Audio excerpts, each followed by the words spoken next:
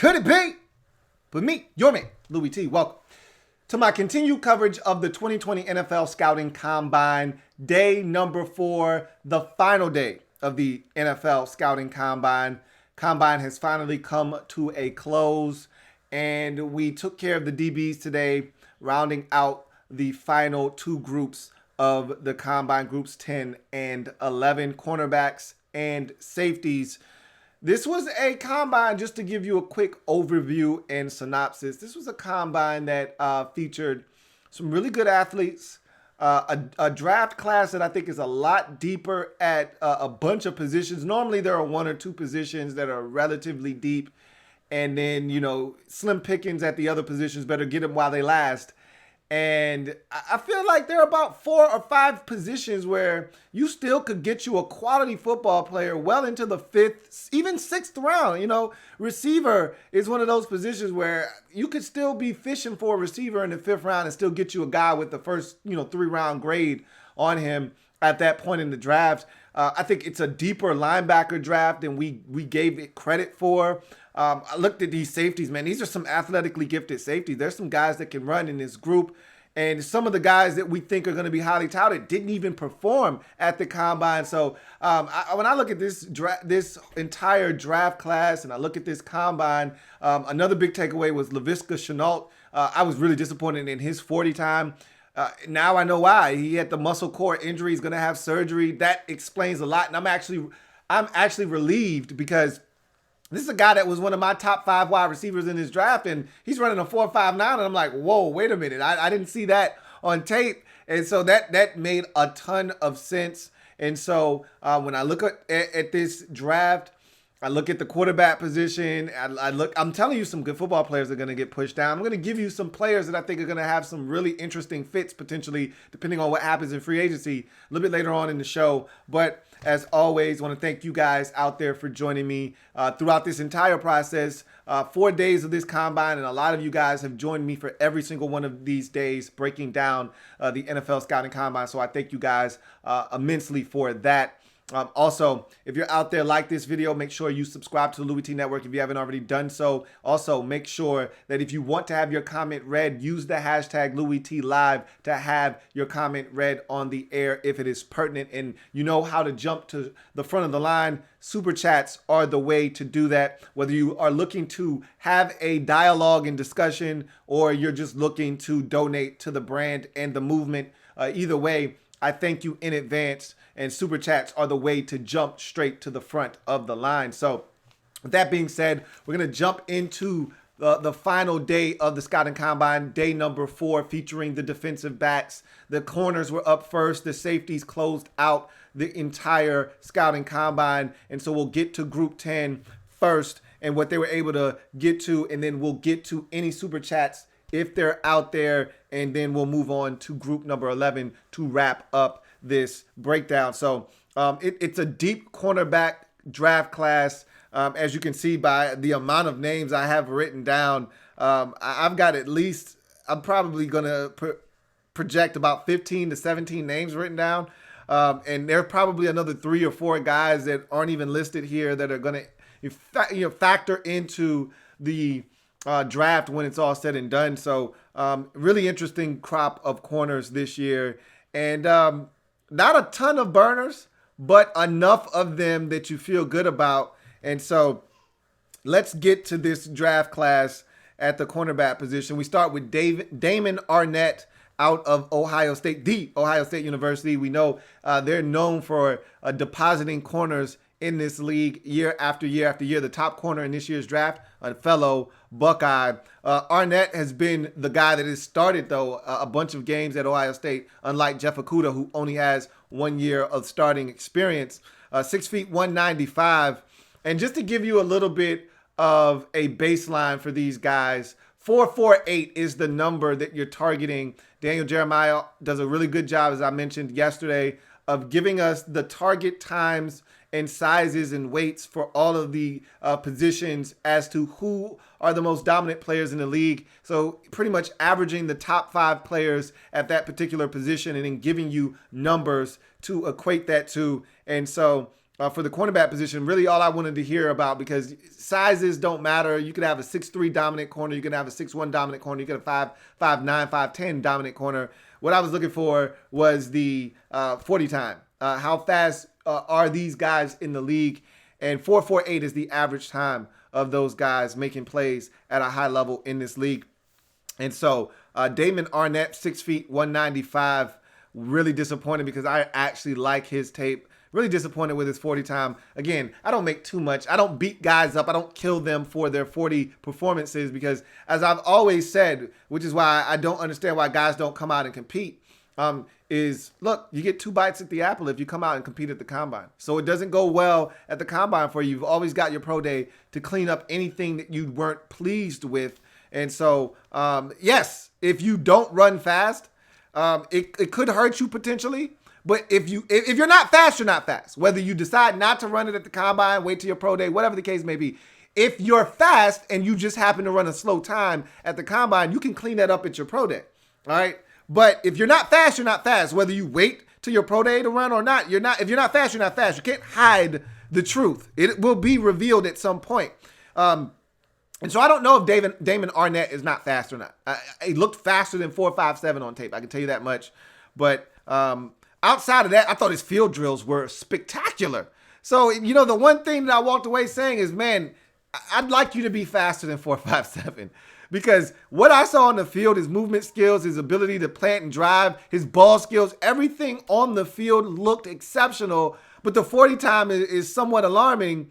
And so, again, if he cleans that up, this is a guy that is an early, and I think whether he cleans it up or not, I think you're talking about an early second-round pick in Damon Arnett. Either way. Trajan Bandi out of Miami. I remember him bursting on the scene as a freshman, and I thought that might have been his best football of his career at the U. 5'8", $180 corner, ran a 4.51 40, and then that was pretty much it for him. He shut it down. I don't know if he sustained an injury or if he just said, I'm just going to the combine, going to run, going to jump, and not doing any of the on-the-field drills. But that was it. So, of course, he received an incomplete grade from me, did Trajan Bandi. Cameron Dantzler was a guy that I was really looking forward to.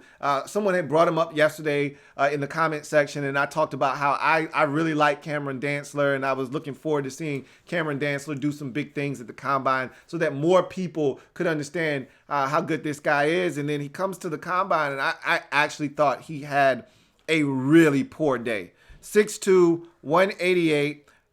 First of all, he started off the day all wrong with a really slow 40 at 4.64. Yes, he's a big guy, but he's not 6'2", 215. He's 6'2", 188, okay? So he's just angularly built. He's not a thick, physically built corner. So you don't get a pass for being 6'2", because you're a $188. I still need you to run fast.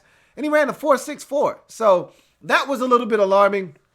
Then he doubled down on the poor 40 by having, I thought, what was a very subpar on the field workout, slow in his transitions, really not good footwork, and it had some drops. And look, a lot of these guys drop the football. Not many of them can actually catch, so not going to really kill him for that. But I really, really was looking forward to him doing some big things, and I was disappointed. Again, if you want to know who's great, it's all in the tape. So I'm not gonna just write him off because of this performance, but I'm just here to tell you that it was not impressive. 1.5 stars on the day for Cameron Dantzler. He was really disappointing to me. And remember, I grade on a 3-star scale. So 1 being the lowest, 3 being the highest one can achieve in my grading scale for the combine performances. As we get to Kristin Fulton out of LSU. This is a guy that usually is in phase. He's a little too handsy for me. All right. Always got his hands on the receiver. However, he's always around the football. The question with him was long distance speed. Could he run? He answered those questions at 6 feet, 197, running a 4.47. I thought he did a really good job with that 40 time, and it really helped him and pretty much helped solidify him as a late first, probably more like an early second round pick in this draft, but nonetheless, he's a second round pick for sure, is Kristin Fulton, and 2 stars on the day for him, as I thought he had some solid field workouts. Jeff Gladney is a guy that I also liked on tape out of TCU. 5'10", 191, 4'9" guy at the combine. Thought he did some good things throughout the day on the field drills. And so this is a guy that 2 stars for me on the day. Jeff Gladney, another guy that's going to hear his name relatively early in this draft. Wouldn't shock me if late second. I've got him pegged as a 3rd-round pick in this draft, but it wouldn't shock me if you hear Jeff Gladney's name late second in this draft. But I'm thinking more along the lines of late day 2, as in the 3rd round. CJ Henderson, to me, was the standout performer of the day, not just of the corners, but of the day. He may share that as a combine day 4 champion, but of the cornerback position, I don't think anybody was even close to CJ Henderson and what he put forth on the field. 6'1", 204 pounds. He's my 2nd rated corner. And, DJ's got them where it's Jeff Wakuda, and then there's a huge gap between everyone else in this draft. I don't have as big a gap between Jeff Wakuda and CJ Henderson. For me, Henderson he's a little bit back, but he's not that far back as my number 2 corner. I think there's a gap between Henderson and then the 3rd, 4th, and 5th corner. I think there's those considerable. I'll tell you this much. There's a bigger gap between Wakuda and Henderson there's a bigger gap between Henderson and the rest of the guys vying for the 3rd spot at the cornerback position in this draft than it is Wakuda and Henderson for the between 1 and 2. So 6'1", 204 for Henderson, ran a 4.39. That was an excellent time for his size and his skill set, because this is a guy on tape, has some issues with some tackling sometimes, but for his size and his ability, that 4.39 was outstanding. And I thought the on-the-field drills were just magnificent for CJ Henderson to me. 3-star day. Obviously, he was my guy of the day at the cornerback position. And I thought he just started off well with the 40 and kind of just continued on that plane the rest of the afternoon. Trayvon Diggs out of Alabama, 6'1", 205-pound corner, did not run a 40, so he gets an incomplete grade. I can tell you this much. He looked slow in his transitions. His feet looked really short and choppy. I can tell you this also, he didn't run the 40 for a reason. I think he's not going to run very fast. I didn't see a guy that was blazing fast out there. And when you watch tape, he gets beat quite often. I feel like at Alabama, you can run by Trayvon Diggs. But one thing I can tell you, this guy being an ex-wide receiver and his brother being a stellar receiver in the league, this guy has a set of hands. He can catch the goddamn football. Say what you want about his long-distance speed, which I'm questioning, and say what you want about his ability to be physical and tackle out on the edge, out in space. He can catch the football. You make a mistake around Trayvon Diggs, you will pay for that mistake around Trayvon Diggs. But he's a guy that I question his long-distance speed. He did not run the 40, and he did not look explosive out on the field in the drills. Dane Jackson out of Pitt, 6 feet, 187-pound corner. I think my expectations for him were a little bit too high. Because initially he was a 1.5-star guy, and then I doubled back and changed it to 2 stars because I think I overrated him a bit, and I was looking for big things from Dane Jackson. I like him as a football player, but 4.57 40, which isn't terrible. I was hoping he'd run a little faster than that, but it's not terrible. But I just thought his on-the-field workout wasn't all that impressive either. A lot of drops.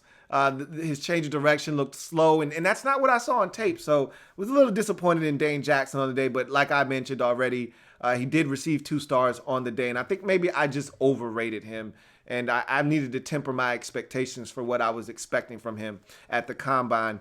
Jaylen Johnson is a longer corner from Utah, 6 feet, 193. He's one of the higher rated corners in this draft right now. And this is a fluid situation, but right now I have him slated as my 5th corner in this draft. And a 4.5 flat is a really good time for him. I had him pegged as like a 4.3 to 4.55 guy. So to see him come out and run a 4.5 flat really helps his cause. And I thought he moved well throughout the course of the day. He was up a little bit tall in his stance, didn't get down in his back pedal a ton, but his movement skills were fine. I think Jaylen Johnson is a guy that can play some ball, and he's a press corner and come up in your face, delete the airspace. You know, I like my corners to be aggressive that way. He is one of those guys. I like Jaylen Johnson a lot, and I thought he had a solid day. 2 stars for Jaylen Johnson. Jeff Wakuda was supposed to be the main attraction and the star of this group, but I'm going to be honest with you. He gets an incomplete grade because he went up for a ball, came down, hit his neck a bit and his head, ended up sitting out the rest of the drills. But he wasn't all that great before he hit his head. I'm just going to be brutally honest with you. I thought that before he went out, he was not sharp in his drills. The 40 time was not blazing fast. I can tell you this much. There have been some Ohio State guys that have come out the last few years. I was not a Denzel Ward guy. He quickly changed my mind. But I can tell you right now, Jeff Wakuda doesn't look the part of the last few years. And I tell you this, he's better than Conley, even though I liked Garyon Conley better than most. But he's nowhere near Marshawn Lattimore. I can tell you that right now. He at least his workout isn't. Now, when you watch the tape, he looks like a totally different dude, and maybe he's just better on the field. He did not look comfortable out in his workout. I can just tell you that right now. Didn't look comfortable during the 40. He looked stiff during the 40. Now, 4.48, nothing to scoff at 6 feet, 6'1", 205, a 4.48. It's plenty fast. But I was expecting him to run a little bit faster than that. I was expecting low 4.4s, like 4.43. Somewhere in that neighborhood. But whatever. 4.48's fine. But he just looked stiff in the drills. Didn't catch it all that well. And then the one that he did catch, he goes up and gets it. Then he falls down and hits his head and isn't able to finish the drills. Doesn't change my mind one bit. He's still the number 1 corner in the draft. And I don't think that is going to change as we head towards the draft. But it was not a great day. But it's incomplete for Jeff Wakuda. Troy Pride Jr. out of Notre Dame. I was really rooting for him. 5'11 corner, 193. He was really solid at Notre Dame. I was really hoping he would come out and open some eyes. He did not. 4.45, 40, which was a good time for him, but his on-the-field drills was a mixed bag. There were certain drills where he looked exceptional, and then there were other drills where he looked lost, had to do it multiple times. He did not catch the football well, which wasn't something he did that well at Notre Dame anyway, but nonetheless, 2 stars for Troy Pride Jr. Reggie Robinson II out of Tulsa. I wasn't going to write him down, but then he went out and ran a 4.45 40 at 6'1", 205 pounds, and I said, well, probably should write his name down. And I thought he did some good things in the field drills. Again, mixed bag. There were certain drills where he actually looked really sharp, and then there were other drills where you're like, that's not your forte there. So he's a bigger corner, and in this league, where teams are always looking for bigger corners, he's one of the guys in this draft that qualifies as a bigger corner, and he can scoot at 4.45. He received 2 stars on the day. Here's one of my guys in this draft. I'm a little bit higher on him. I'm a little bit more bullish on him than most. Right now, in my corner rankings, I've got AJ Terrell 3rd. I know a lot of people that have him 5th that don't even have him in their top 5. And I know a lot of people want to kill him for the national championship game. I can tell you right now on Twitter, they were just going to town on poor AJ Terrell during the national championship game as Jamar Chase was giving him work. Look, Jamar Chase was giving a lot of dudes work, but let me go a step further and just tell you, he was right there. And I can't wait to talk corners and talk A.J. Terrell because I love A.J. Terrell. You remember the pick 6 he had versus Alabama and Tua in the national championship game 2 years ago. And then last year, he got worked by Jamar Chase. But he was right there. Every single one of those touchdowns, with the exception of the very last one, he was right there. And that second ball he gave up, that ended up not being a touchdown. But he came back into the play and made the tackle down at about the 3-yard line. He was right there. Like, he was in phase. He was right there, and it was just a grown man making a grown man play. Those are some excellent throws, by the way, by Joe Burrow. But I really like A.J. Terrell, and I thought he helped himself today. 6'1", 195, went out and ran that 4.43 that I was looking for from Jeffrey Wakuda. Well, I got it from A.J. Terrell. He's long. He's athletically gifted. And I thought his field drills were good for the most part. I like A.J. Terrell. He didn't do anything to make me feel any worse about where he is in this draft. And so right now, I have him pegged as my number 3 corner. That could change. As I said, it's a fluid situation. The more tape you watch on these guys, you start moving guys around to fit them in like Lego pieces and whatnot and puzzle pieces. But right now, off first blush, I've got A.J. Terrell as my 3rd corner, and I thought he went out, had a solid day, 2 stars for A.J. Terrell. Javelin K. Guidry out of Utah. We knew he was going to run fast. He was one of the names I heard prior to the combine because I had no idea who he was as a track guy that he could, challenge John Ross. Well, he ran a 4.2 940, so he is fast as advertised. 5'9", 191, but he had an incomplete day, literally ran the 40, did not do anything else. I think he injured himself after the 40, but we'll see what that amounts to, because generally when these guys come in here that you've never heard of that are really fast, they usually don't have really good NFL careers. And it was funny to listen to them rattle off some of the names of the fastest guys at the combine. Hell, see John Ross, who I thought actually had a bounce back year after a really disappointing injury-riddled rookie season. Early in 2019, he started out the season really well. Then he got injured again. And so we'll see what he's able to do. But a lot of those names on that list, when you start talking about fastest guys, if you're just taking the totality of it, there are a couple of guys that have had some success, Chris Johnson being the most notable. But if you're just talking cornerbacks, not a lot of success out of those guys that ran really, really fast. When Stanford Route is the most notable name in that group, you've got an issue with the guys coming out. Jalen Myrick was another name. I remember him out of Minnesota as a cornerback running super fast, but these guys didn't have productive NFL careers. So I'm not sold on Javelin K. Guidry, just yet, but we'll see what happens. Lamar Jackson was a guy I was hoping would perform well as another long, tall, rangy corner in this draft. And there's not a ton of these guys in this draft. I was hoping that he would come out and show well. And at 6'8", 208 out of Nebraska, the 4.58, that's not alarming to me. That for a 6'2", 208-pound corner, that's a 20-pound difference from the 6'2", 188 that Cameron Dantzler trotted out to the combine field with and ran a 4.64. So I'll give you a pass when you're a heavier corner at 6'2", and he's 208 pounds. So I'll give him a pass. 4.58 is not a bad time for a bigger corner. However, I thought his field drills were less than stellar. Let's just say that. Somewhat disappointed in his field work, man. He's big, but he's got a lot of work to do. 1.5 stars for Lamar Jackson on the day. I thought that he left a lot to be desired on the combine field. And finally, another guy that I had no intentions of writing down, but he just continued to flash throughout the day. His footwork was really good, flawless at times. He had some good ball production, or at least on the field at the combine. I don't know him. I got some work to do, but I thought he did some really good things. He had one drill at the very end, the Terrell Austin drill, that he kind of butchered that one, had to do it multiple times because he was trying to guess. But outside of that, John Reid out of Penn State, the 5'10", 187-pound corner, thought he had a fabulous day, ran a 4.5 40, 4.5 flat. And 2.5 star day. I thought he caught the football exceptionally well. I thought he had some great footwork. The guys on the telecast commented on him several times saying, man, his footwork looked good on that particular drill. And I agreed. I thought he did some really, really good things.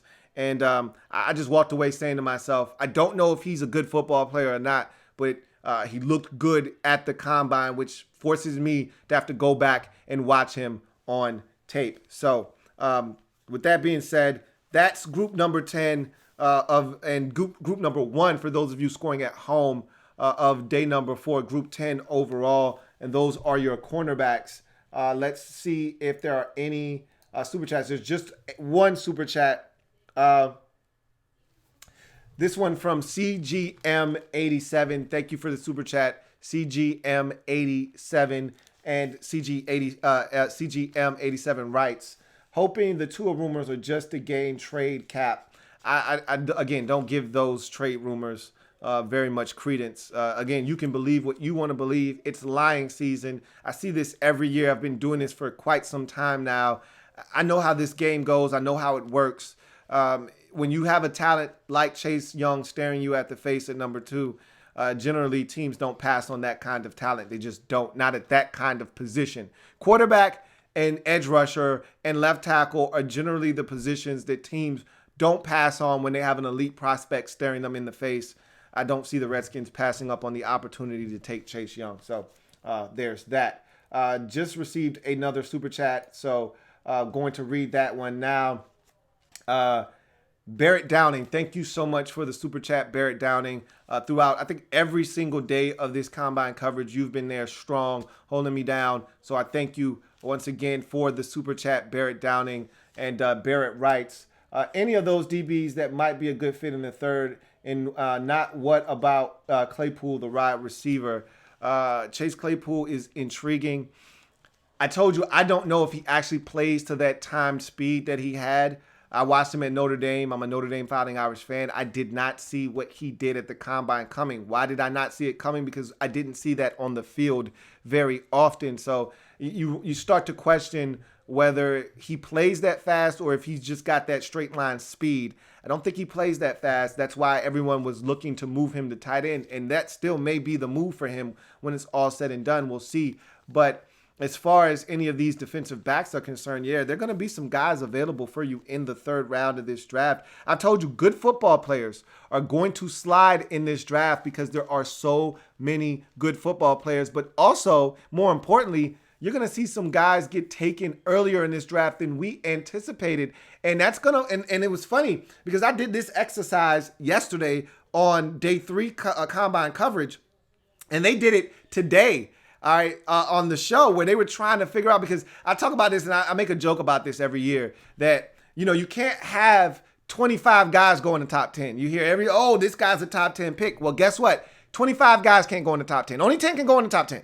So, you know, it's amazing because I think you're going to see 3 quarterbacks go in the top 10. I really believe that. You know, it's funny, we sit here, we talk about, 3, 4 quarterbacks potentially going in the top 15. 3 of them are probably going to go in the top 10. It's amazing how these guys fly up boards. Someone's coming up to, I'll say this. If the Dolphins don't come up to 3 to get Tua and they just stand pat at number 5, 3 quarterbacks are coming off the board because somebody's coming up to get Tua at number 3. I'd assure you of that. And so if the Dolphins say, nah, it ain't us, they stay at 5, they're getting a quarterback at 5. So I feel confident in saying that you're going to see probably 3 quarterbacks off the board in the top 5. And if it's not 3, it's definitely 2. But if it's, and you just go worst case scenario, you go with 2. And then you add in Chase Young and you add in Isaiah Simmons. That's 4 guys. You could see 3 offensive linemen go in the top 10. All right. That's 7 right there. Could be another offensive lineman. Could be Jeffrey Okudah. That would make it 8. All right, let's just assume it's Wakuda and not another offensive lineman. That's 8 guys right there. I still haven't named any of the defensive linemen in Derek Brown or Javon Kinlaw. You'd like to think at least one of them is going in the top 10. And so all of a sudden now you take a step back. 9 of the 10 spots in the top 10 of the NFL draft are spoken for. So it's going to be really interesting to see what happens. I said all of that to say this, to get back to my man Barrett Downing's comment. Some really good football players are going to get pushed down. And then I think initially when we stepped into the combine realm and we were looking at how the draft board could unfold, and again, I always like to take a minute to wait and allow free agency to commence before I even try to sit down and jot down a mock draft, because things are going to change. I'm gonna throw this out here right now, and I'll let you guys ponder and chew on this. Maybe talk about it in the comment section. We may be able to come back and talk about it a little bit later on. But there are 2 teams in particular that I'm fascinated by what they do in free agency. One's the Dallas Cowboys. 2 is the Tennessee Titans. Because if Amari Cooper, let's say they can't reach a long-term deal with Dak Prescott, which I still think they're going to come to some kind of long-term agreement with him because they don't want to lose Amari Cooper. But let's just say they can't come to some terms with Dak Prescott, and they have to use that exclusive franchise tag that we've been hearing boundied about with them that'll cost them $33 million. That means Amari Cooper becomes a free agent. They can't afford Amari Cooper at that point. All right. It's either a franchise tag to try to work out a long-term deal with him, or he's gone. If he's gone, then all of a sudden at 17, 18, wherever the Cowboys are in the draft, all of a sudden you go from thinking they need a safety to now they need a number one wide receiver. They just lost the guy they traded a first-round pick for 2 years ago.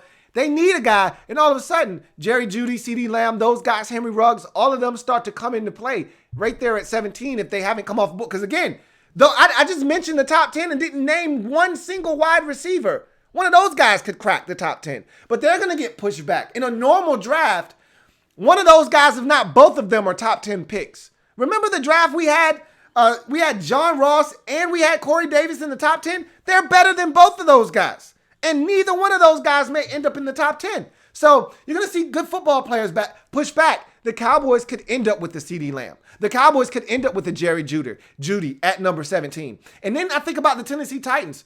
It seems like Derrick Henry is asking for way too much money for their liking. They're going to allow him to hit the streets. And if he does, because they got a franchise tag Ryan Tannehill. They want to keep Tannehill. And if they can't keep Tannehill and Derrick Henry, what we found out is, look, Tannehill looks good, but he needs a running game. All right. He's not carrying a team by himself.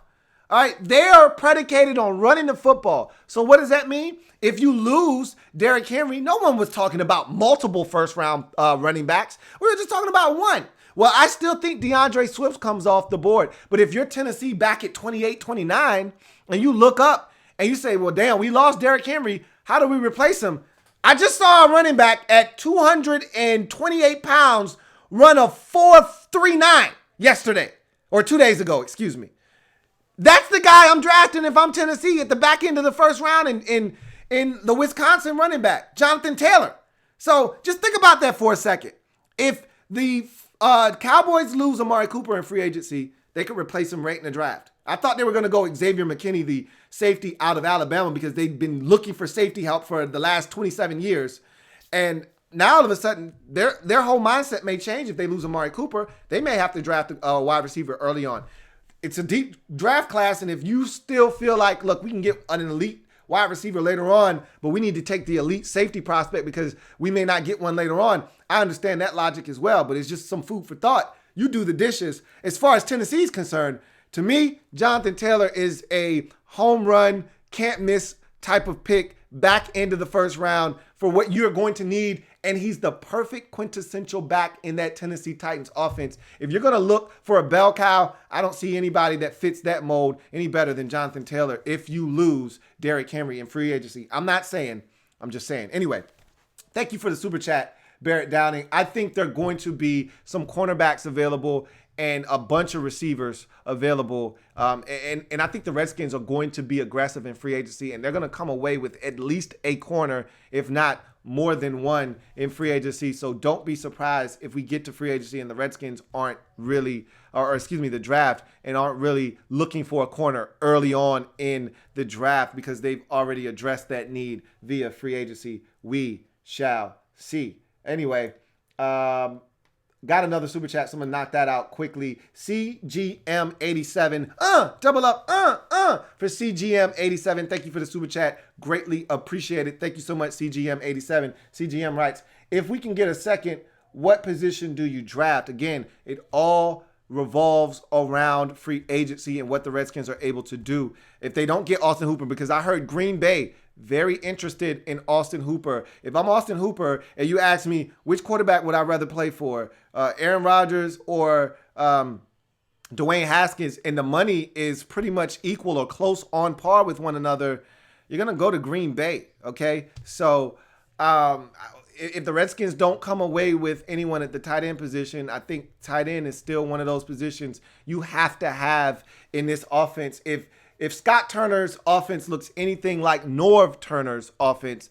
you have to have a tight end for that offense to function the way that it's supposed to. The Redskins don't have anything at tight end right now. So to me, unless something is done in free agency at the tight end position, tight end is still, it went into the offseason as the number one need for this football team. I still believe that to be the case if they don't do anything in free agency. So if the Redskins were somehow able to acquire a second-round pick, and the only way at this point they would be able to do that would be to trade Trent Williams, I think you would have to look at the tight end position if nothing's done there. If they do get a guy in free agency, then you start looking at some other positions, and maybe you just think best player available. Is that a receiver? Is that a safety? Is that a corner? What's the highest rated player on your board that also, coincidentally enough, meets a need? For me, I'm probably looking, if you trade Trent Williams, then because that's the only way you come away with the second round pick, then to me, it's a no-brainer. You use that second round pick to go out and get you a tackle. And I'll just throw this nugget out and then we'll move on. I'm hearing that, because we talked the other day about Trent Williams and not really having any suitors. I saw one potential suitor emerge in the Los Angeles Rams, ex-offensive coordinator, now head coach of the Rams, Sean McVay, knows Trent Williams all too well. And remember, their left tackle, Andrew Whitworth, has decided he wants to play again. But if they can't come to an agreement on money that makes sense for those two parties, they could go a little younger, because it's not often you're going to be able to say go younger than a 32-year-old tackle in Trent Williams. But Andrew Whitworth is up there, 38, 39, 40 years old, wherever he is at the tackle position. They wanted to go a little bit younger. It won't be a little bit cheaper, but it'll be younger. They could come by and snatch up Trent Williams. And we've seen that the Rams are not afraid to give up draft capital to get guys to help them win now. They're not worried about winning in the future. They're worried about winning right now. I don't know what their draft situation looks like, because they've been giving away picks, including that Jalen Ramsey trade. So I don't even know if they own a second-round pick, but that's just a little bit of food for thought once again. Anyway, let's get to, we'll go back up, and we will get to the second half of the day. And that is group number 11, the safeties, to wrap up the combine. And just for a little bit of a reference point, the top 5 safeties in the league last year in terms of ball production, interceptions, 4, 5, 1, 40 at their respective safety positions. So that's the number you're looking for if you're trying to find an elite prospect. Again, that doesn't mean that a guy can't run a 4.59 and not have a stellar career. You know what I mean? Like, it doesn't rule a guy out just because he didn't run a 4.51 or better. But that's the number. So Group 11 kicked off with Grayland Arnold out of Baylor, 5'9", 186-pound safety, so a little undersized. But let me tell you, what he lacks in size, he makes up with ball skills. This is a guy that I haven't watched him, so I can't tell you definitively what he looks like. I'm just going off of what DJ said, and DJ tells you, look, this guy is a fun guy to watch on tape. I always love hearing that, because if DJ's saying that, then I know I'm going to enjoy it as well. But he said this is a guy that's fun to watch on tape because he's all over the field and he's making plays on the football. 6 interceptions last year tells you all you need to know about his ball production. And then he doubled down on that by going out on the field drills and catching everything. I thought his hands might have been the most official at the safety position in the combine. And 2.5 stars after running a 4.59 40. Not a bad time for him either. Remember, we're talking safeties, not corners. 4.59 is plenty fast at the safety position. 2.5 stars for Grayland Arnold. That's a guy that I'm dying to watch now after seeing his field work and listening to Daniel Jeremiah talk about his ball production. Jeremy Chinn is a guy that jumped off the screen at me before I even saw him. I took one to the chin with Jeremy Chinn because this guy jumped an 11.6 broad and a 41-inch vert. So immediately my mind is racing like, whoa, what is this guy going to run? How is this going to compute to the field in the 40? And he did not disappoint. A Southern Illinois 6'3", 221-pound safety. And I'm like, whoa, this guy is massive. He's huge. You know, what he gave me was Taylor Mays vibes. Remember Taylor Mays, once upon a time, USC, big corner, big safety, similar size, like 6'3", 220, and ran like a sub 4.5, and everyone was going like, he's the next Sean Taylor, and then he got in the league, and he was funky as hell. I'm not putting that kind of weight on Jeremy Chinn, but I will say this. He's I think he is the nephew or the cousin of um or of the newest Hall of Fame safety, Steve Atwater. So he's got great genes, man, at 6'3", 221. And he did not disappoint. I mean, 4.46, 40 with a 41-inch vert and an 11.6 broad. Both of those were the best at the combine of any defensive back, corner or safety. Wowzers, okay? So that broad was definitely off the charts. And I thought his field work was pretty damn solid, man. For his size, I thought he was a really fluid mover for his size. 2.5 stars on the day for Jeremy Chin. Music. Terrell Burgess, Utah safety, 5'11", 202 pounds, ran a 4.46 40, but that was all she wrote for him. I think he pulled up lame after his second attempt at the 40 and did not do any of the on-the-field drills. So, of course, his grade for the day was incomplete. Then you get to the guy that I was dying to see in Kyle Duggar. This is a guy that I said I was hoping he would blow up the combine. Anytime you get a small school guy coming to the combine, only Division II prospect at the combine, over 330 invitees to the combine, and this is the lone Division II guy. So speaks volumes as to the amount of talent that this guy has, and more importantly, the amount of production he had at Lenoir-Rhyne. But at 6'1", 217, I was looking for, after hearing this guy jumped an 11.2 broad and then a 42-inch vert, I'm thinking, okay, much like with Jeremy Chin, this has got to be a sub 4.5 40 here we're going to get. And the best he could muster was a 4.5. Am I disappointed with that? No, because, I mean, at 6'1", 217, 4.5 flat is still a really good. But in the grand scheme of what I was expecting and in the hype surrounding him and him telling people he's going to run a 4.3 and then the 40, I mean, in the vert and the broad, and you're thinking to yourself, wow, this guy's explosive. And then he runs a 4.5 flat. You're like, a little disappointed. But don't be. Because 4.5 is nothing to scoff at 6'1", 217. That being said, I thought his on-the-field drills were, they were modest. I was not blown away. He did not Obi Melanfonwu me, which is what I was looking for. All right, that's what I was hoping he was going to come to the combine and do. He did not do that, and so his draft stock did not go through the roof. But nonetheless, he's still a hell of a prospect heading into the draft.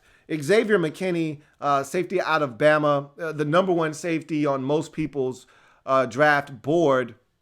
I am in that consensus as well. He's my number one safety in this draft. 6 feet, 210 pounds, 4.64 40. I was thinking he was going to run a little bit faster than that, but then he pulled up lame at the end of that one run of the 40. So that may explain it, because a lot of us were thinking that right around the 30, 35 yard mark of that 40, he started to kind of show signs of pulling up there. So for whatever you think about him, that 4.64 probably not going to be the time that comes out of Bama when they get to their pro day. But obviously didn't do any of the field drills. It was an incomplete day for Xavier McKinney. Alohi Gilman out of Notre Dame is a guy that I was rooting for. Obviously, being a Notre Dame Fighting Irish safety, I liked him coming over from Navy, transferred over, and I thought he was a really good glue guy in the secondary. 5'10", 201 pounds, ran a 4.67. Was solid throughout the day. Everything he did at 110 miles per hour, and that's how he played on the field at Notre Dame. So you heard DJ talk about how he's going to be a core special teamer at the next level. He kind of showed off some of those traits at the combine. 2-star day for Alohi Gilman out of Notre Dame. Josh Metellus, safety out of Michigan, 5'11", 209 pounds, ran a 4.56 40, which is a good time for him. I honestly thought he was going to run in the that 4.6 range, and instead he ran a 4.56. So that's a really good time for him, and he's got solid production. It's a really solid football player. Is Josh Metellus. Had a really good career at Michigan. And I think he's one of those guys you're going to see come off the board early in day number 3. So like Josh Metellus, and I think his 4.56 40 coupled with his solid day on the field nets him a 2-star day and a guy that I think is going to be a solid NFL safety. Here was a guy that was a bit of a surprise athletically because I think he's one of the smarter football players in this draft at the safety position, and Tanner Muse. This is a guy that when you watch him on tape, man, he's got to be a fun guy to coach because wherever you tell Tanner Muse to be, that's generally where he is. He's so heady. He knows he's not getting to the quarterback, but he's spying and he's knocking the ball down. And I just like Tanner Muse. He's always where he's supposed to be when he's supposed to be there. But normally when you say that about a guy, it's because he's lacking in the athleticism department. That's not the case with Tanner Muse. 6'2", 227-pound safety. So you're talking about a big physical safety. You're thinking in your head, okay, probably not going to run the fastest. And, oh, by the way, he's white. So usually that doesn't help either. It was funny because after he blazed the 4.41 that he did, Deion said, I'm not going to say it. I'm not going to say it. And you know what Deion wanted to say, but he caught a lot of flack the last time he said it. I remember it was Troy Apke. When Troy Apke ran, I think Troy Apke ran some ridiculous time, like a 4.37 or whatever it was, that got him drafted by the Redskins in the third round, I believe it was, third or fourth round. Deion said, man, that's one fast white boy. And he said, that's a hell of a time, especially for a white boy. And that's the first thing that usually pops into your head, like, man, that guy's moving for. And again, I've always said this. It's rare that you get a fast white safety, corner, or running back. Like, generally, they don't produce white. You're not going to see many white safeties, corners that are fast, especially corners. Like, when's the last time we had a really good white corner in the league? I always harken back to Jason Sehorn. It's the last time we had a really good white corner. Like, they don't make those guys. And then running back, we don't have many good white running backs that are fast and dynamic, and now Christian McCaffrey is the new gold standard in the league. So I hope that Tanner Muse is actually good at the next level. I can tell you this much. He struggled in some of the on-the-field drills, but the straight line speed is there, and I like his mental approach to the game. I thought Tanner Muse did some good things today, especially the 40 time. You could do something with 4.41. That is for certain. 2-star day for Tanner Muse at 6'2", 227 pounds. Remember, that's a big guy running 4.41. J.R. Reid is another heady safety in this draft out of Georgia, 6'1", 202 pounds. Ran a 4.55 40. He's a really heady safety, man. All over the field. One of those guys that, like I just said with Tanner Muse, is always where he's supposed to be, when he's supposed to be there. Usually arrives on time to the party. Not one of these guys that shows up late. 4.55 40, coupled with some really good on-the-field drills. Thought it was a really good day for J.R. Reid, and 2.5 stars for him. He's a guy that I think easily could, just depending on how the safeties break. If you get 2 or 3 safeties going in the first round, then J.R. Reid becomes a second-round pick. If you get some spillage over from the first round and there's only one safety taken in the first round, and Grant Delpit, who did not perform today, isn't taken in the first round, and it's just Xavier McKinney, or you only get 2 in the first round, Xavier McKinney and Grant Delpit, and then because Delpit's production was down this year. And it was funny because everyone was talking, top 5 pick for Grant Delpit going into the season. And then and Daniel Jeremiah said he thought he was playing hurt. I don't know what the situation was. I just know he was not nearly the impact player that he was in 2018, where he was jumping off the screen and everybody was going goo goo gaga over him. He didn't do that in 2019. So I don't know how that affects the way teams evaluate him, but if you get some spillage from the first round and there's only 1 or 2 guys that go at the safety position, then I think a guy like J.R. Reid ends up being taken in the third round. Now, if you get 3 safeties, if there's another guy like a Ashton Davis who did not perform at the combine either, and I really was looking forward to seeing him, or a Kyle Duggar that goes late first round, and you get 3 safeties in the first round, then a guy like J.R. Reid, I think, gets bumped into the second round, back into the second round. We'll see how it goes. But 2.5 star day for J.R. Reid. L'Jarius Sneed out of La Tech, 6 feet, 192. Wasn't going to write him down. Had never heard of him, and wasn't looking forward to getting to know him. And then he ran a 4.37, And I was like, hey, Legarius, how you doing, man? Good to see you, man. And I had to write his name down. So Legarius Sneed, 437. That'll get your attention. Got mine. That's for damn sure. And I didn't think his on-the-field drills were all that great. But when you run a 437, again, can't teach speed. All right, now he may not end up being a good football player, and we'll see. And I talked about how a lot of these defensive backs that run really fast generally don't translate all the time.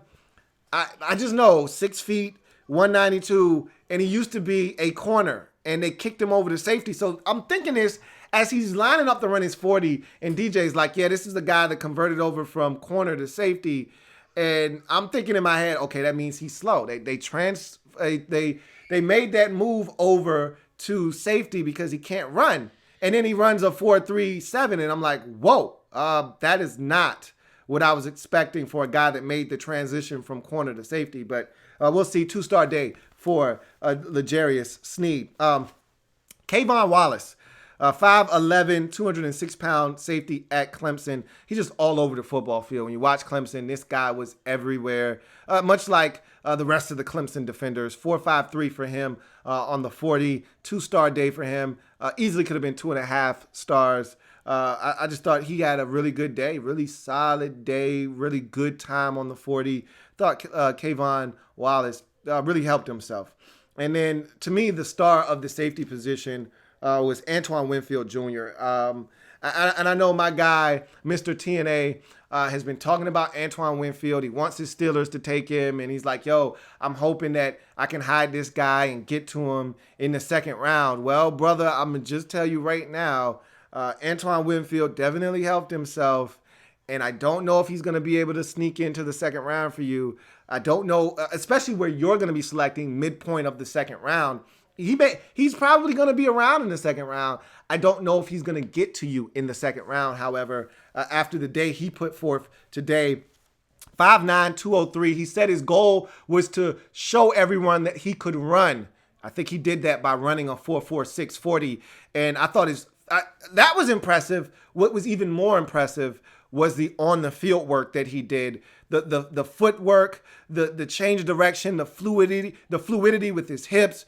He caught everything, which was his one calling card coming into the combine was, look, I don't know about this guy as a hitter or anything else. This guy is always around the football, and when he gets there, he's looking to make you pay by picking it off. He caught everything, man. Antoine Winfield Jr. was exceptional at the safety position. To me, by far and away, the best safety performance at the combine. And I feel like I got a little bit more digging to do. I only watched a couple of games.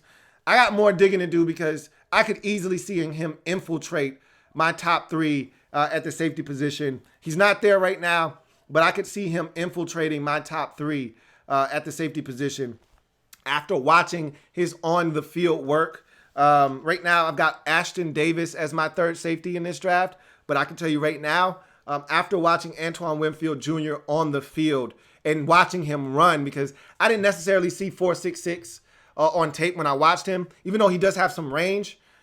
I thought it was Big Ten range. You know how I feel about the Big Ten and the athletes in that conference that are not guys at Ohio State. I got to go back and watch and dig a little bit deeper on him because he was exceptional. The 4.46 was exceptional. The on-the-field work was exceptional. And, of course, when I say exceptional that many times, referring to a prospect at the Combine, you know they were a 3-star performer. So that is your 2020 NFL Scouting Combine. Let's see if there are any more Super Chats.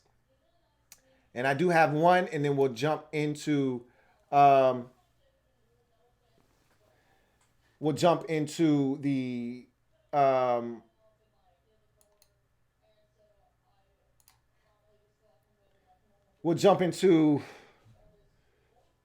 rest of these comments. So Blackskin HTTR says, first of all, thank you for the super chat, Blackskin HTTR.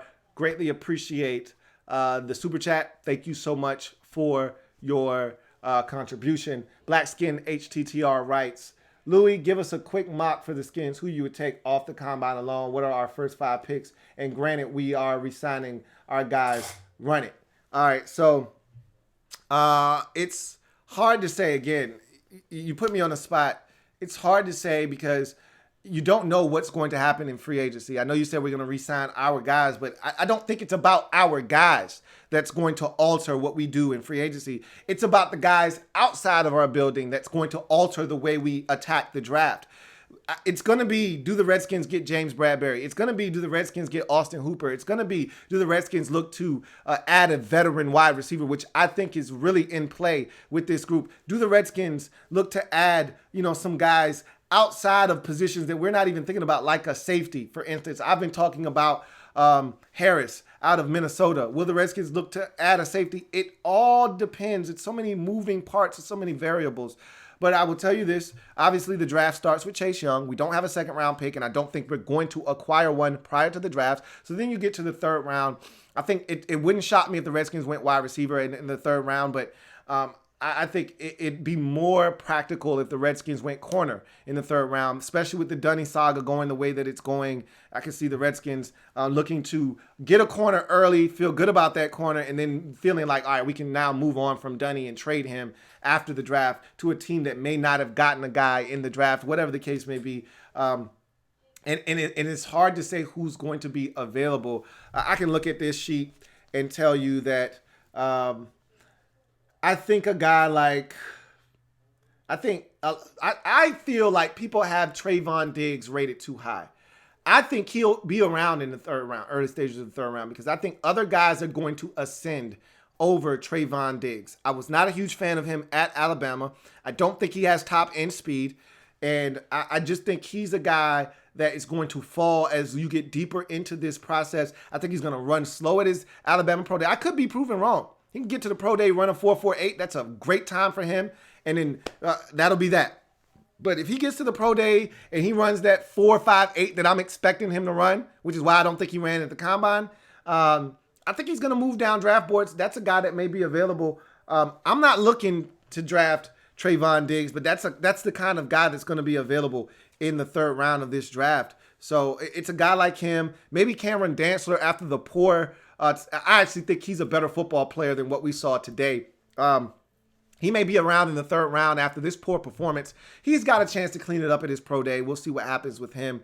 Damon Arnett is a guy that I know a lot of people have rated highly. I've got him a little bit further down, but I can tell you, man, his on-the-field drill work was exceptional. So, again, he's another guy that I can't see him getting out of the second round. But after you get past that, I think if you're the Redskins, then you start looking at safety. If you haven't gotten one by then, you need to go ahead and attack that, especially if you don't get one in free agency. So I'll give you positions. I can't necessarily give you players per se, but I think obviously Chase Young is your first round pick. I think in the third round, I'm looking wide receiver, tight end, safety, whatever position out of that conglomerate you don't get. I think that moves to the biggest need. And then I'll take it a step further. If you're not sure about Trent Williams, then you throw tackle into that mix as well. That becomes probably the bigger need out of all of them. If Trent Williams isn't a guy that you see in your long-term future at that point. And you'll know more about the Trent situation. We'll know more about the Dunny situation by the time we get to the draft. They'll have an idea as to how they want to move forward and proceed with those situations. So, again, free agency makes it tough for me to be able to give you what you're looking for right now because, again, there's so many moving parts. It's such a fluid situation. Come back to me with that question after the first week of free agency, and then we can talk. I can probably give you a nice little quick rundown of a mock for the Redskins at that point, but right now it's just hard to say. Let's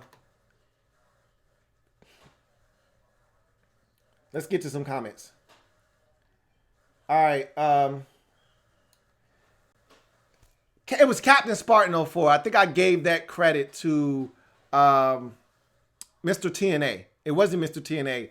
It was Captain Spartan 04. So I apologize for that slip up. It was Captain Spartan that said Antoine Winfield Jr. was the truth and that he wanted his Steelers to get their hands on him. So Captain Spartan 04 says, I told everyone all year about Antoine Winfield Jr. They better now be paying attention. He's hands down would have been our first round pick if no Minka. Well, he was hoping to get his hands on him in the second round. I can tell you that guy is now going to be gone before the midpoint of the second round. Mr. Yeriho says, it's your boy, Mr. Yerdo. Oh, God damn it. I'm glad you put that in there. I promise you, I will not mess your name up ever again. This is the last time you're going to have to do this, all right? I swear to you, I'm actually really coachable, man. Because you've told me it's Mr. Yerdo. And I keep saying Yerdiho every single time. Every time I see it, I mess it up. I promise you, I will not mess it up again. I promise you. That was the last time. He said, yeah, it's your boy, Mr. Yerdo. LOL. and he's laughing because he knows I continue to mess his name up. I'm not going to mess it up no more. It's Mr. Yerdo. I got it. Mr. Yerdo. All right. It's your boy, Mr. Yerdo. He says, LOL. So who do you see? And I understand you have to watch tape, but who do you see fits the skin's gaps?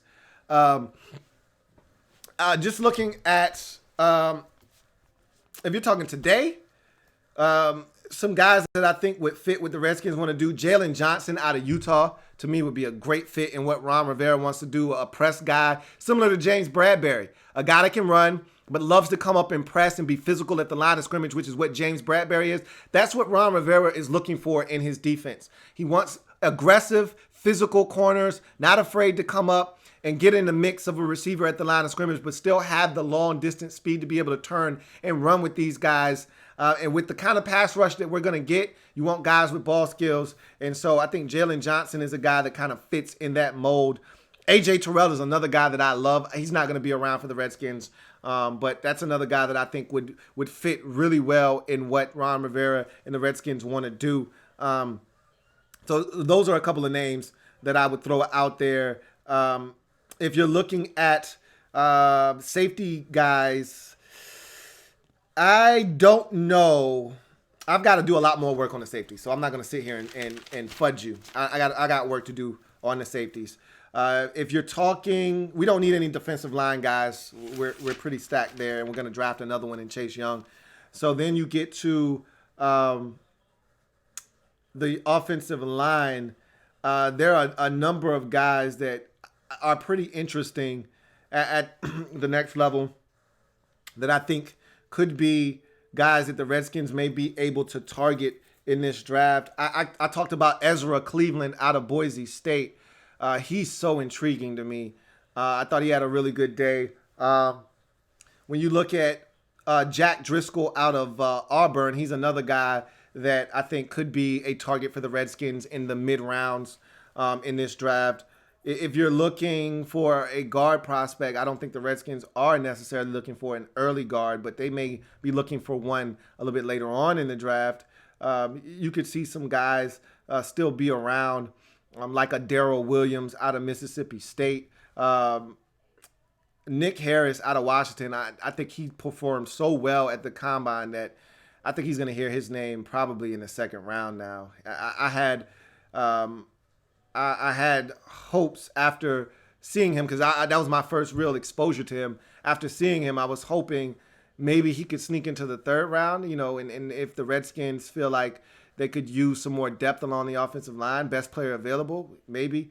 But after kind of sitting and thinking about what he was able to do, there's no way he gets out of the second round. I think you'll see him come off. Just like last year with the Packers taking a center and the Saints both taking centers, I think back-to-back picks, middle of the second round.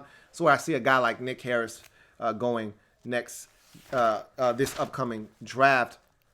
And then the tight end position, Josiah Duggar is a guy that I told you I'm really intrigued by after his performance. And I think with the tight end position, if there's a run on them in the second round and there's not anyone you really love in the third round, I think you probably can wait till the fourth or the fifth round. That's probably where the best value is at the tight end position. Because nobody really knocked my socks off at the tight end position in this draft other than at the Combine, rather, than Josiah Duggar. So I really feel like at this point, you probably are better served if there is a run. Now, if there's still some guys you really like that spilled over from the second round, and you're at the top of the third, you take him if you don't do anything in free agency. But if you really are considering a tight end and there's a run on 4 of these guys in the second round, because I don't think there's a first-round tight end in this draft, and 4 of these guys come off the board in the second round, you're probably better served waiting to the 4th or 5th round, and that's where you'll probably get better value if you're the Redskins at that point. And at receiver, again, you could wait to the 4th round probably. If you don't get a guy at the top of the third, that should have been a second, and you pretty much get there and everyone's got 3rd round grades by the time you get there, you could probably wait until the 4th round and still get a guy with a 3rd round grade because there's so many of these guys. So it'll be interesting to see, as I mentioned before. Azzy says, Dunny is asking for Bradbury to sign with us on Twitter. Guess he's not hell-bent on leaving, or he's hell-bent on Bradbury coming in to take his spot so the Redskins will feel comfortable trading him at that point. Remember, the Redskins aren't going to move on from Dunny if they don't get someone in free agency, because they need to feel like they got enough corners to head into the season. If you get a James Bradbury, that makes a guy like Quentin Dunbar expendable. So you might have looked at it all wrong. He might be recruiting Bradbury so that the Redskins can allow him to go out and get his bread. Or you could be right. Captain Spartan 04 says, you probably already talked about this by the time you read this comment, but CJ Henderson made himself a first-round pick.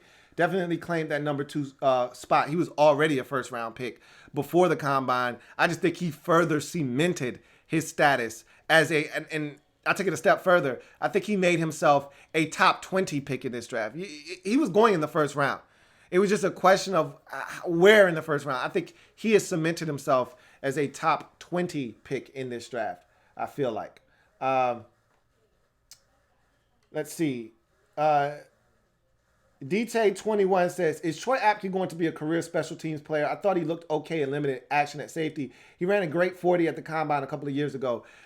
I mean, he's going to get a shot. This is a new regime, new coaching staff, and maybe they see something in Apke that the last group didn't.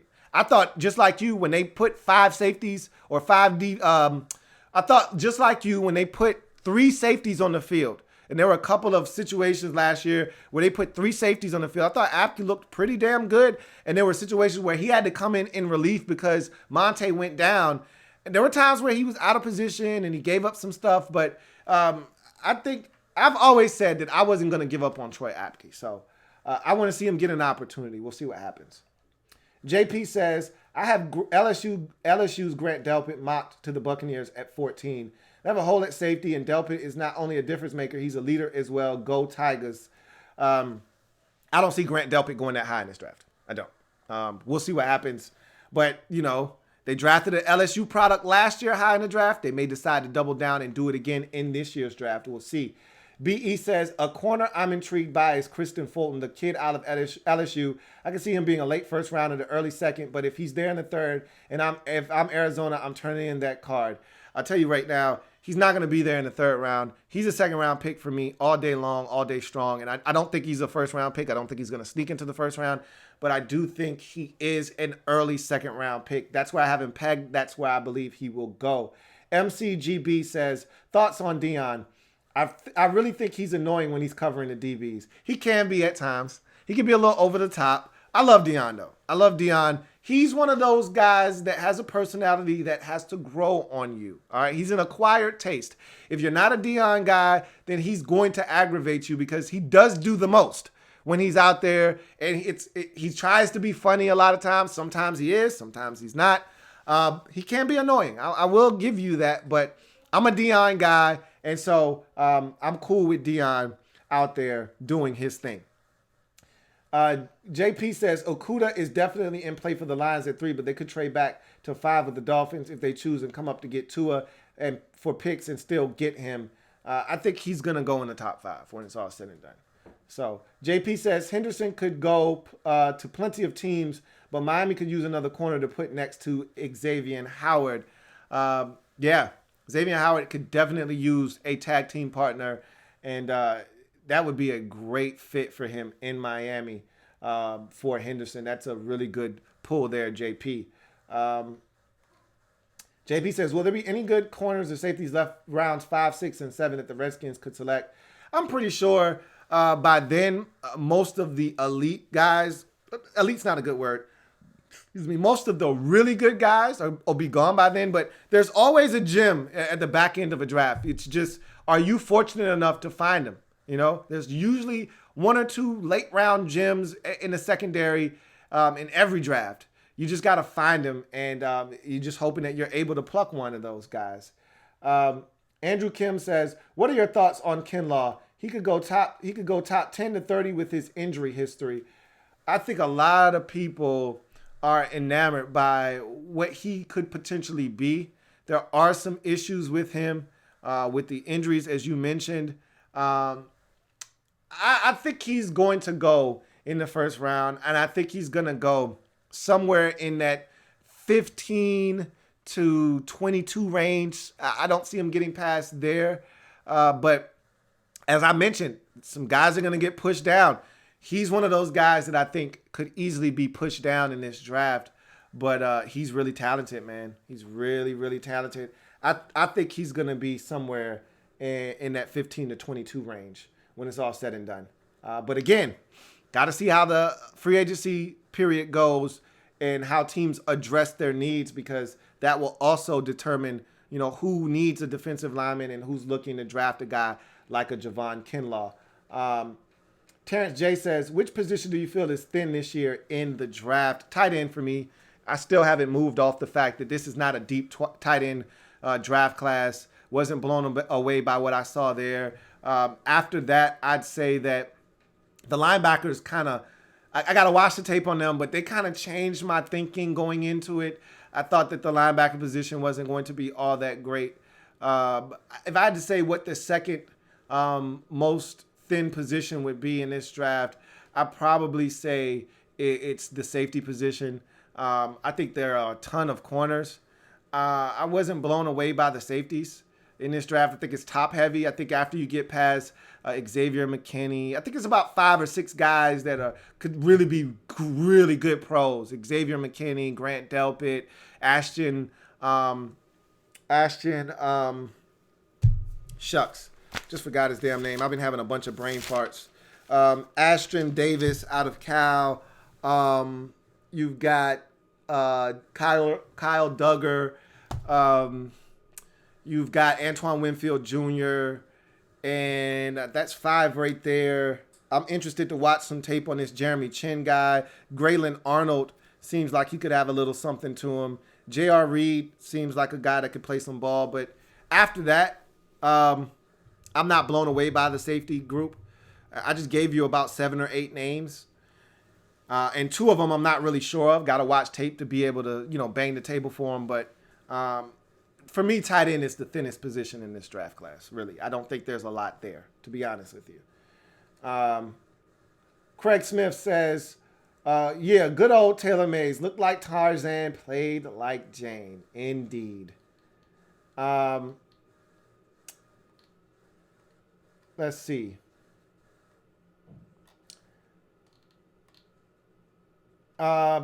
Got another super chat from Blackskin HTTR. Thank you for the super chat. Greatly appreciate the super chat, Blackskin HTTR. He says, at work, bro. Check this video out later. Keep it up. Appreciate you, man. Thank you for all that you do. Go ahead and make that bread, my man. Let's see. All right. Knock out a few more comments and then we'll get out of here. Captain Spartan 04 says, it sounds like you got 50 guys going in the first round. Nah, I'm not one of those dudes, man. Only 32 could go in the first round. I'm telling you right now, there are going to be some guys that get pushed back to the second round. And there are going to be some guys that are surprises. Because initially, I didn't have but one running back in the first round. I think Jonathan Taylor to the Tennessee Titans makes a ton of sense, especially if Derrick Henry isn't back. That means you're going to see, and I'm telling you, like safety, you just automatically thought 3, safeties in the first. I think it's 2. I think it's just going to be Grant Delpit and Xavier McKinney. And after that, I don't think you get another first round safety. I think everybody else gets pushed back to the second round. And I think that's how you're going to see this draft kind of unfold. Like these corners that everyone's talking about, I just had my man BE talking about Kristin Fulton, late first round. Nah, It's a second round corner. And the way the quarterbacks are going to unfold with 4 going in the first round, possibly 5. I think it's going to be 4 though. And the way the offensive line is going to unfold, where you could easily see 6 offensive linemen go in the first round. Obviously, you got Chase Young. I think Kayvon Chaisson probably going to be a first round pick. It depends on the weight he puts on and how he looks at his LSU Pro Day. But if he's explosive and he gets to 245, 247, 250, and he's dynamic and still explosive, that's a first-round pick all day long. All right? Pass rushers is what you pay for in this league. So I don't have 50. That's funny. I don't have 50 first-rounders, but I can tell you right now. It's going to be a lot of discussion as we get deeper into this draft. Travis D says, how do you feel about Holcomb at middle linebacker? He's got the speed. I like Holcomb a lot. So does Ron Rivera. He's mentioned his name multiple times when talking about guys with versatility on this roster. So we'll see how he is used. JP says, would you be surprised if Henderson fell out of the first round? I would be. He's not going to fall out of the first round. I assure you of that. Captain Spartan 04 says, just so you know, I don't want Becton going to New York. Either one, Jets or Giants, he says. I want the Panthers or the Cardinals. Panthers are a good organization. Cardinals have a quick offense that fits him. We'll see what happens, man. I think the Giants, you'd be really, really doing yourself a disservice if you're not considering Mekhi Becton.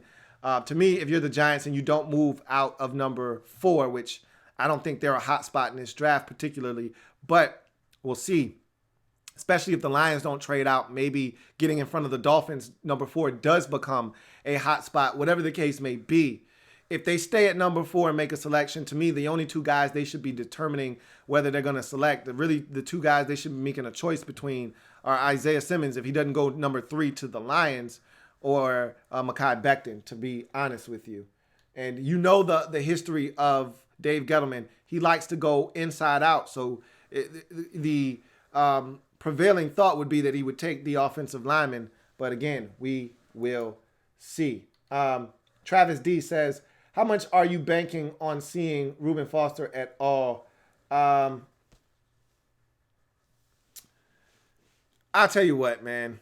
I don't know. I don't know where he is in his recovery process. You listen to some people, he's a lot further along than I think he is. I don't think he's going to be around. I think he may start the season on the PUP list.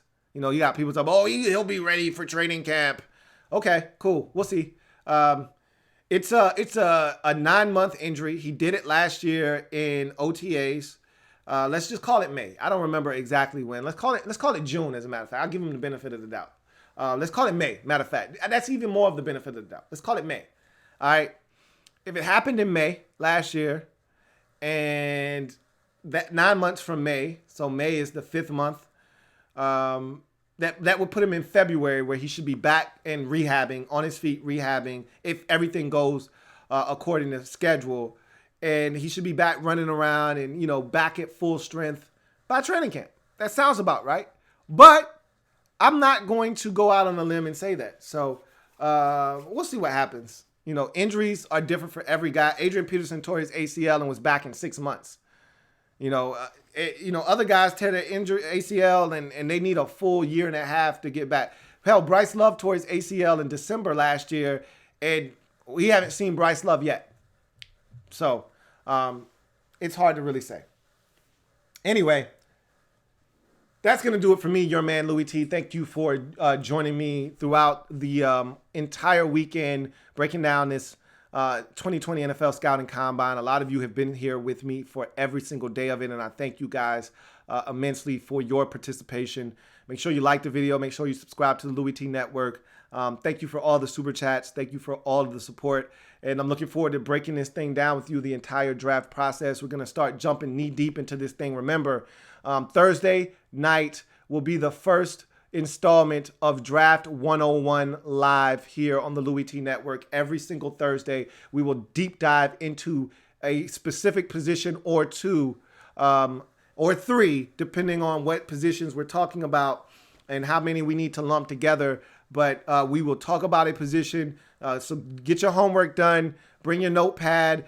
Get all your notes out. We're starting with the quarterbacks on Thursday. I think I've got draftable grades on about 10 quarterbacks this year, but I think I've watched about 12 of them on tape. So we'll sit down, we'll talk about the quarterback position, where we think these guys are going to go, who's better than who. I will unveil my quarterback ranking for the first time, and each week, whatever positions we're talking about, I will unveil my rankings for those positions as we go on in the process. Monday, we'll start the Draft Prospects 101 series. We'll start with the quarterbacks and obviously Joe Burrow, and then we'll go from there. So looking forward to chopping it up with you guys and getting this process underway. Should be a ton of fun. Bart Scott, can't wait. So that's going to do it for me, your man, Louis T. Remember, if it's not your man T, it's not the best NFL coverage it could be. Until next time, you guys enjoy the rest of your night. Enjoy the rest of your weekend. I'll see you guys tomorrow. And hopefully, I'll see you guys on Thursday when we get to Draft 101 live. Until then, you guys have a good one. Take care. Louis T Network.